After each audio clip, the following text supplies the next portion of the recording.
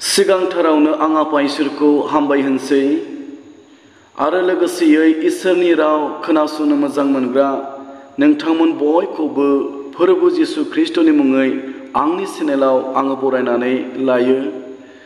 लोगोसेयै आंनि गोरबोनि अननाय मोजां मोननायखौ आं नोंथांमोननिसिम जासिग्रोनाय थाबाय। फै जों दसे सम इसोरनि रावखौ खोनासंनि आरो दिनैनि आयदायानो जाबाय जिसुआ नोंनि दरखौ सौवो। जेब्ला जोङो नुजाहोजानायनि बिलाइ 3:20 फरायो, बेयाव बेबादि लिरनाय दङ जिसुनि मुङै, खोनासं, आङो दरखङाव गसंनानै दरखौ सौवो। जिसु ख्रीष्टआ बे बाथ्राखौ बुंदोंमोन। बियो बुंदोंमोन दि खोनासं, आं नोंनि दरखं मोखाङाव गसंनानै नोंनि दरखौ सौवो।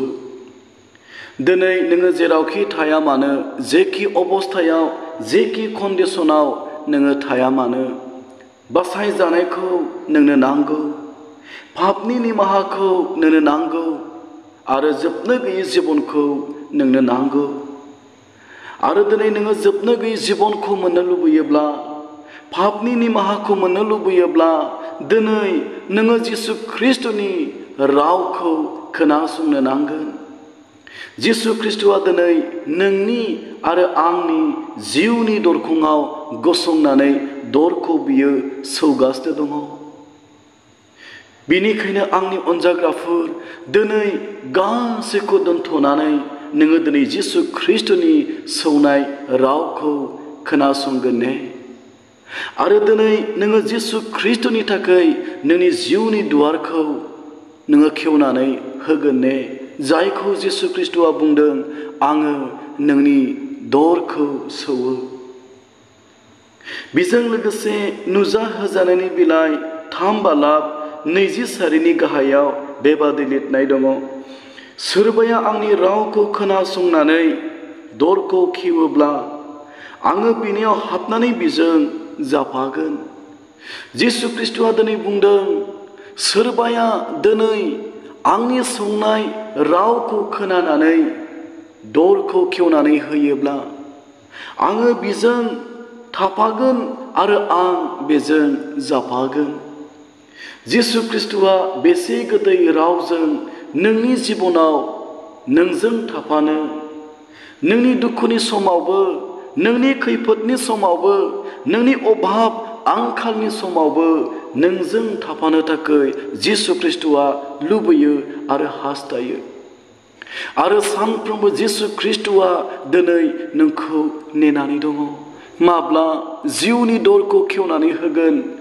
आङो बिनियाव हाबनो हानाय बादि, आं बेजों थाफानो जाफानो हानाय बादि जिसु ख्रीष्टआ बे आसाखौ लानानै दिनै नोंनि आरो आंनि जिउनि दरखौ सौबाय थायो आरो सौबाय थायो।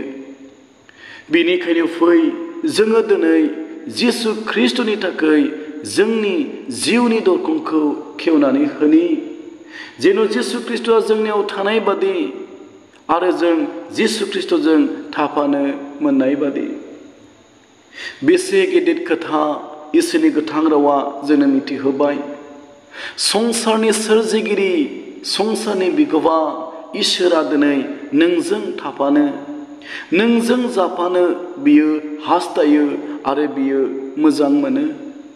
आरो दिनै बियो नोंखौ गाबज्रिनानै जिउनि दरखौ सौगासिनो दङ। बेनिखायनो जहननि बिलाइ 10:4 बेबादि लिरनाय दङ, जिसुआ बुंदों, मेन्दाफ्रा बिनि रावखौ मिथिगौ आरो बिनि उन उन थांफागोन। जिसु ख्रीष्टआ बुंदोंमोन, मेन्दाफ्रा बिनि रावखौ मिथिगौ आरो बियो बिजों उन उन थांफागोन। जिसु ख्रीष्टआ बे आयदायाव बुंदोंमोन, मेन्दाफ्रा बिनि रावखौ मिथिगौ आरो बियो बिनि उन उन थांफागोन। दिनै नोङो जिसु ख्रीष्टनि रावखौ खोनासंनो नोङो थाम-थिम ने? आरो दिनै नोङो जिसु ख्रीष्टनि उन उन थांफानो थाखाय नोङो थाम-थिम ने आंनि अनजाग्राफोर? बेनिखायनो जहनि बिलाइ 10 बालाब 16 सारियाव बेबादि लिरनाय दङ। बे गग्रायाव गैयै आंहा गुबुन मेन्दाफोर दंबावो आरो बिसोरो आंनि रावखौ खोनासंगोन। बे आयदायाव जिसु ख्रीष्टआ बुंदोंमोन, बे गग्रानि नङै आरोबाव गुबुन मेन्दाफोर आंहा दंबावो आरो बिसोरो आंनि रावखौ खोनासंगोन। जिसु ख्रीष्टआ बे बाथ्राखौ बुंदोंमोन। जायफ्रा दिनै जिसु ख्रीष्टनाव गैया, जायफ्रा जिसु ख्रीष्टनिफ्राय गोजानाव दङ, जिसु ख्रीष्टआ बिसोरखौबो हांख्रायदों आरो बिसोरखौबो मोननो थाखाय लुबैदों आरो हास्थायदों।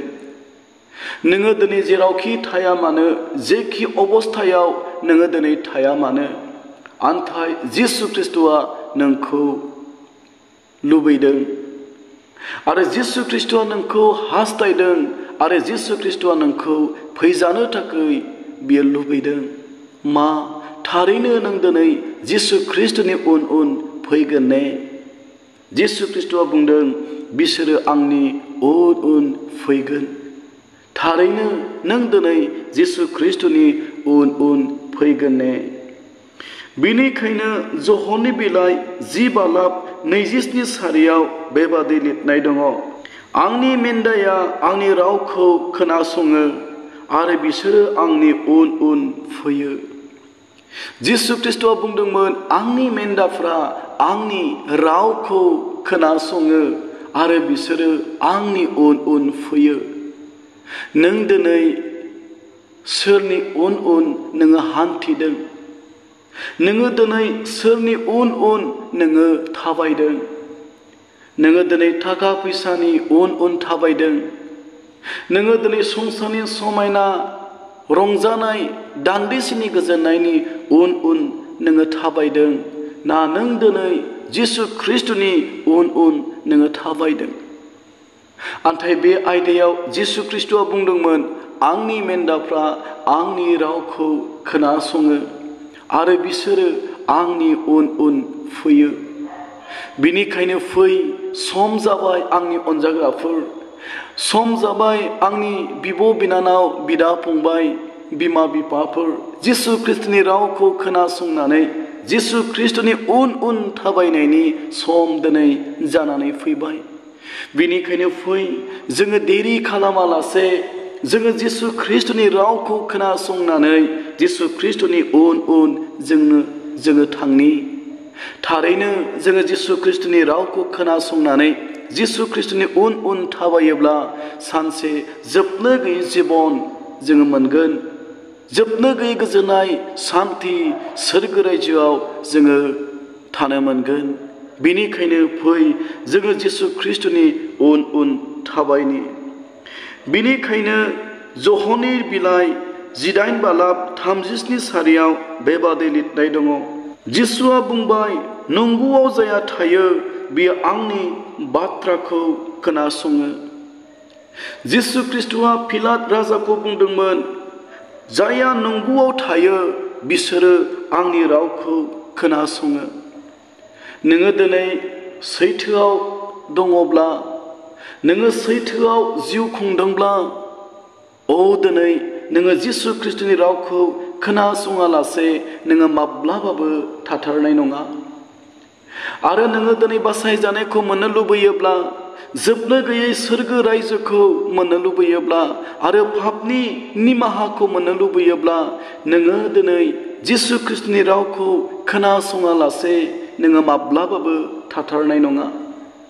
बेनिखायनो जिसु ख्रीष्टआ क्रुसाव थैनायनि सिगां पिलात राजानो फिननायखौ होदोंमोन, जायहा नंगौआव दङ, जायहा नंगौआव थायो बिसोरो आंनि बाथ्राखौ खोनासङो। बेनिखायनो फै, जों दिनै जिसु ख्रीष्टनि बाथ्राखौ खोनासंनाया गोनां। मानोना बिनियावल' जोबनो गैयै गोजोननाय जिबना दङ। बेनिखायनो दिनैनि आयदाया बुंदों, जिसुआ नोंनि दरखौ सौवो। बेनिखायनो फै, जोङो दिनै फोरबोनि लागै जोंनि जिउनि दरखौ खेवनानै होनि। बे राव बुंनाय खोनासंनाय जों बयखौबो बोर होथोंसै जिसुनि मुङै आमेन।